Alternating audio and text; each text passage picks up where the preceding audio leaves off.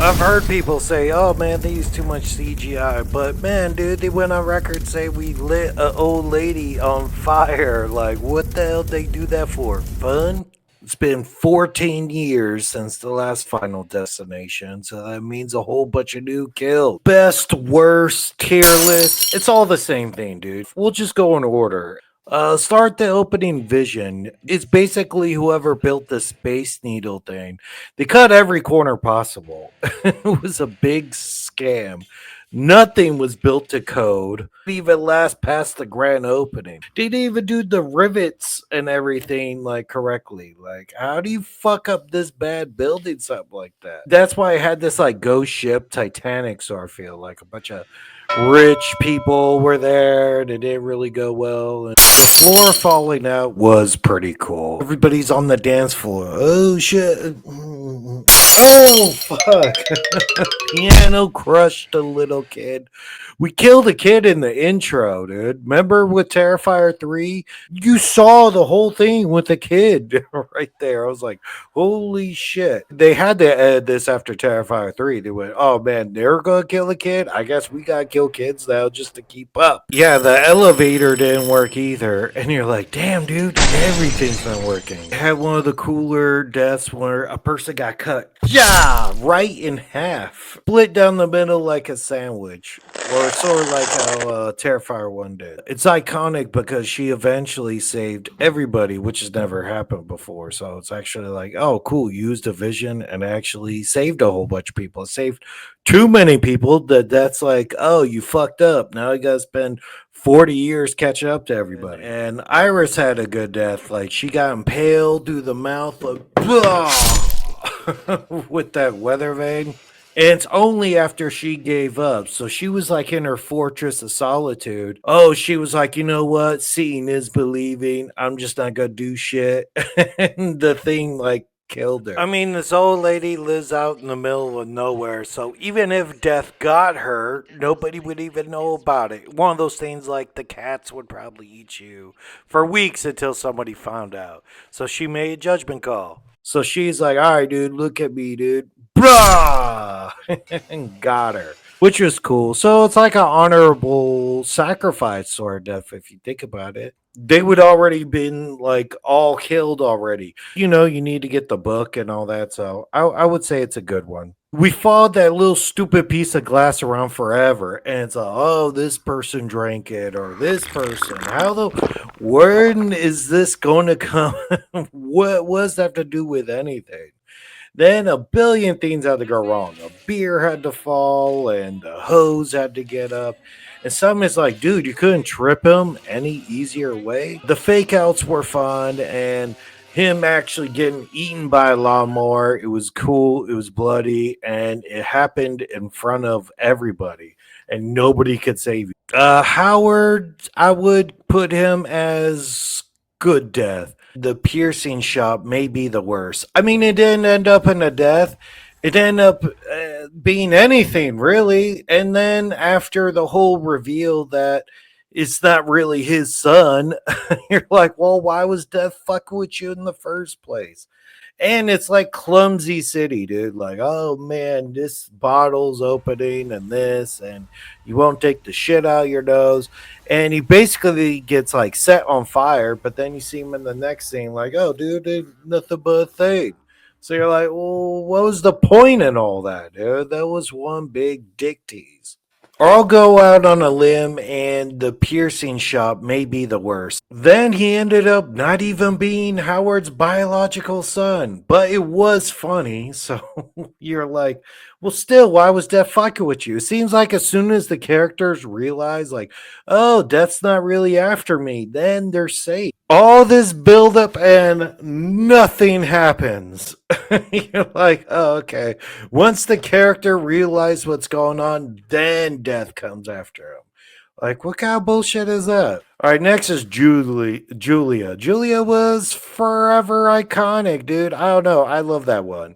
Or people go like some kills had too much CGI and all this, but dude, at the screening I went to, she was there sitting on one of those like director chair thingies. doing a Q&A and said, hey man, we did that practically, and we had a whole bunch of arms. It was like a whole bunch of prosthetic arms. Like they had to smash the arms a whole bunch of times. But her head was half sticking out and it smashed the bottom part of her head.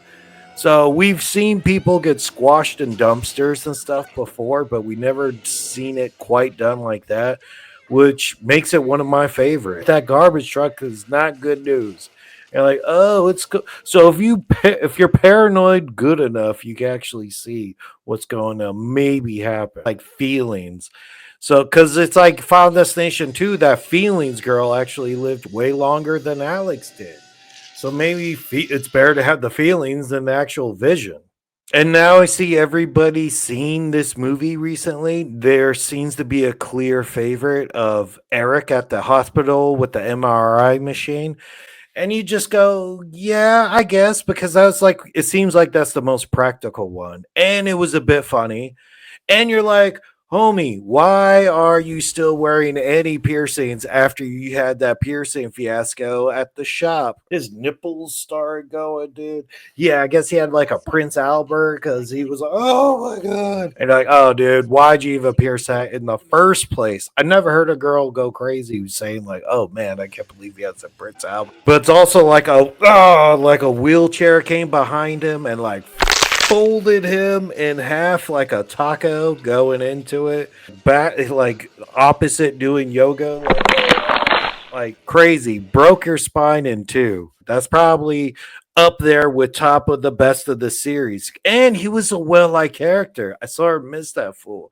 He was always cracking good jokes. And even when they said, hey man, he's not your biological father, this dude is all, what the fuck, man?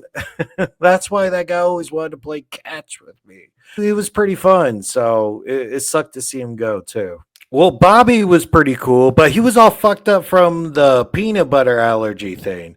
And to me, I just go, dude, if you have peanut butter allergies and you're that allergic, I don't know, man, your time's limited anyway. It sucks. But yeah, he was eating it, and it's like, man, I never had one of these before. But he actually got the spring and it went right in his forehead. So the MRI machine kept going. So it was stuck to his forehead and then just kept spiraling and ate all the way through his head to the back. That was pretty cool. And it's almost like it caught him like right in the phantasm part. Like, holy shit, that was pretty cool. I don't know. I'm stuck. I'll just put that as pretty good. It was obviously one of the bigger CGI effects in there, but I don't care, dude. Never seen anything like that. So that was pretty cool. I would put or Darlene, the mom. It was so funny that I think I would put it in good death. Cause like, dude, she already survived an explosion.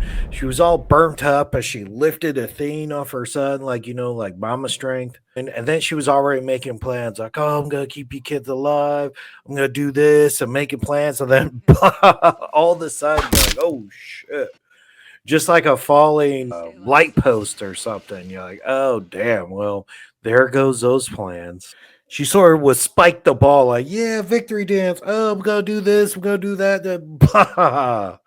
It's always when you least expect it. So that one was, I would still say it's pretty good. I say the brother and sister at the end, they happen so back to back. And it's just so weird that they just got squished at the end and too close together. It was so quick. Your heart didn't stop, so you never did quite die to be revived. Then they go, oh shit. And then right then, Death's like, oh yeah, I forgot too.